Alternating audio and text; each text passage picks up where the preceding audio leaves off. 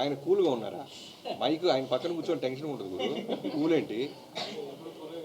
నేను బాలకృష్ణ గారి పక్కన చాలా తక్కువ కూర్చుంటా సెట్లో.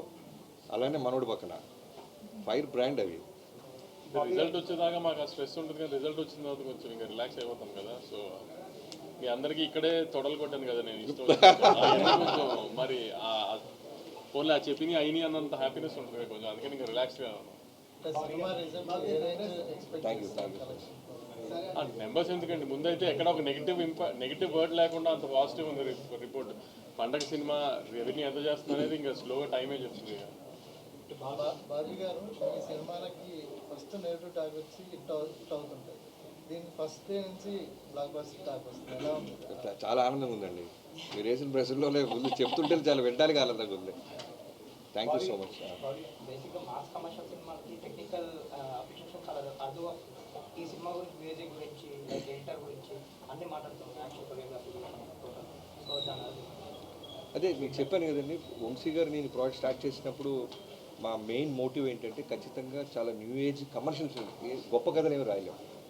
ఎందుకంటే మోర్ దెన్ 100 ఫిల్మ్స్ చేసిన బాలకృష్ణ గారితో నేను ఎక్కడి నుంచి ఏలియన్ నుంచి కథ తీసుకురాలి. ఎందుకంటే ప్రొడ్యూసర్కి డబ్బులు మిగలాలి, సేఫ్ గేమ్ చేయాలి. సో ఆ ప్రాసెస్లో నుంచి ఒక కమర్షియల్ ఫిల్మ్ని న్యూ ఏజ్గా చెప్పాలంటే బెటర్ విజన్ ఉండాలి, మంచి డిఓపి ఉండాలి, మంచి ఎడిటర్ ఉండాలి, మంచి మ్యూజిక్ డైరెక్టర్ ఉండాలి. సో ఇవన్నీ కూడా అవుట్పుట్ ఇప్పుడు మీరు ఏదైతే అప్రిషియేట్ చేస్తున్నారో తెలుగు ఆడియన్స్ అన్న మీరైనా, మేము 2 years బ్యాక్ మా ఇంటెన్షన్ అది ఖచ్చితంగా బెస్ట్ అవుట్పుట్ ఇవ్వాలి అనే దాంతోనే బయలుదేరాం, దాని మీదే హోంవర్క్ చేసాం. ఈ రోజున దాని రిజల్ట్ మేము ఎంజాయ్ చేస్తాం.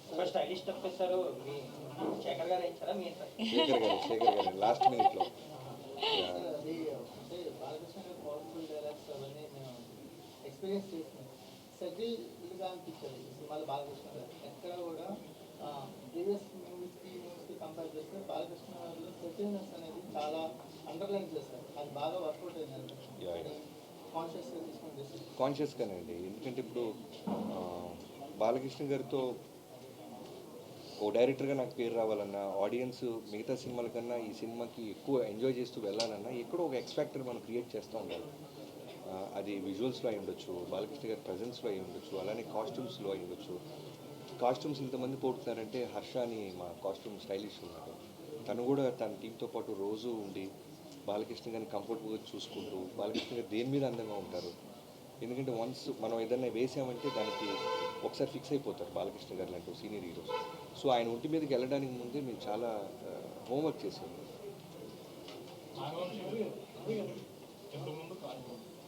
సినిమాని వేరే సినిమాతో కంపేర్ చేస్తున్నప్పుడు నేను రిఫరెన్స్ తీసుకోవడం అనేది ఇదే రిఫరెన్స్ ఏదని చెప్పి పెట్టారు. అలాగే తమన్ గారు కూడా మా ప్రీ రిలీజ్ ఈవెంట్లో మా కాంబినేషన్ అంటే ఇలాగే ఉంటుంది, కాకపోతే రెడీగా ఉండండి అన్నట్టు కామెంట్ చేశారు. ఇంత కాన్ఫిడెన్స్ ఎలాంటి ఎవరికి చూసిన తర్వాత ఒకసారి ఫస్ట్ ఒక రఫ్ ఎడిట్ వేసిన తర్వాత తమన్కి స్కోర్కి సినిమా వెళ్ళిన తర్వాత రఫ్ స్కోర్ జరుగుతున్నప్పుడు రీల్ వైజ్ చెక్ చేసుకుంటూ ఉన్నాము. ఆ రీల్ వైజ్ చెక్ చేస్తున్నప్పుడే మాకు అర్థమైపోయింది ఇప్పుడు ఏదైతే బ్లాగ్స్ గురించి ఆడియన్స్ మాట్లాడుతున్నారో ఆ బ్లాగ్స్ అన్ని 4 months బ్యాకే నాకు చూపించారు బాబీ. సో అప్పటి నుంచి నాకు తమ్మనికి ఆ గట్టి నమ్మకం వచ్చేసింది, ఇది తగులుతుంది గట్టిగా అని. సో కానీ ప్రాసెస్లో మీ మేడ్ ఇట్ ఈవెన్ బెటర్.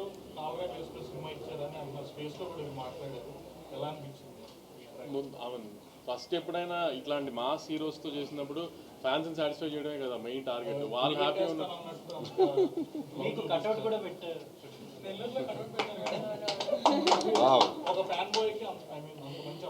అదే మనం మా సినిమా తీసినప్పుడు ముందు అప్రిషియేషన్ రావాల్సిందే ఫ్యాన్స్ దగ్గర నుంచి. సో ఫస్ట్ అది వచ్చేస్తే వెరీ హ్యాపీ, దాని తర్వాత జనరల్ పబ్లిక్ ఇంకా స్లోగా.